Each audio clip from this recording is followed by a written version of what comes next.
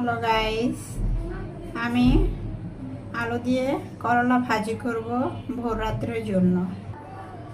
এই যে আমার এটা প্রিয় খাবার। তো আমি সন্ধ্যা রাত্রে ওরকম ভাত খাই না। তো দেখা যায় মাঝে মাঝে যদি সন্ধ্যা ইফতারের পরে 10টা-11টা বাজে ভাত খাই, তাহলে ওই সবজি বা তরকারি দিয়ে আমি ভোর রাত্রে ভাত খেতে পারি না।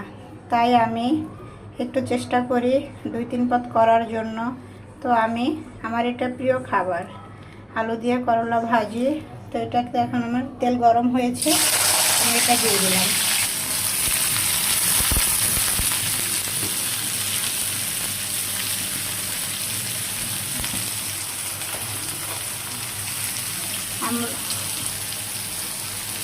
আমরা করলা ভাজিতে তেলের ভিতরে পেঁয়াজ কাঁচামরিচ ভাজা দিই না, আগে করলাটা ছাড়ি, তারপরে পেঁয়াজ আর কাঁচামরিচ পরে দিই, যাতে করে ওটা কাঁচা কাঁচা থাকে।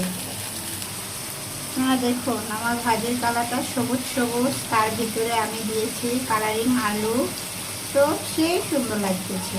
আমি এটার ভিতরে অনেকে দেখি করলা ভাজির ভিতরে আপনার হলুদের গুঁড়ো দেয়, তো আমার এটা একদম না পছন্দ। আমি এটা এভাবেই রাখবো। তো এখন একটু হয়নি, আধা সিদ্ধ হয়েছে। তো সবাই আমার সাথে থাকুন। হ্যালো গাইস, আমার ভাজি হয়ে গিয়েছে।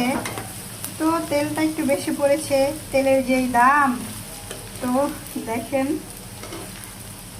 বেবি ঘরে কান্না করতেছে, তো মাঝে মাঝে রান্না বাড়া এলোমেলো হয়ে যায়। তো ভাজি রান্না শেষ।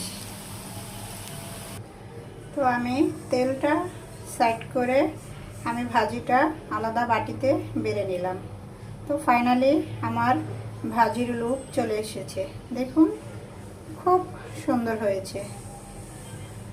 বাই বাই, পরের কোনো ভিডিওতে আবার দেখা হবে আপনাদের সাথে। আল্লাহ হাফেজ। হ্যালো গাইস, আমি আলু দিয়ে করলা ভাজি করব ভোর রাত্রের জন্য।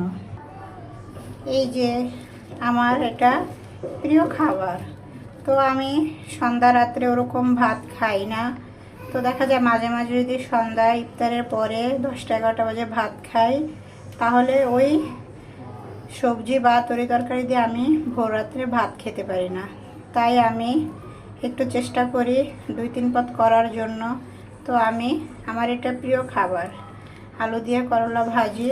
তো এটাতে এখন আমার তেল গরম হয়েছে, আমি এটা দিয়ে দিলাম।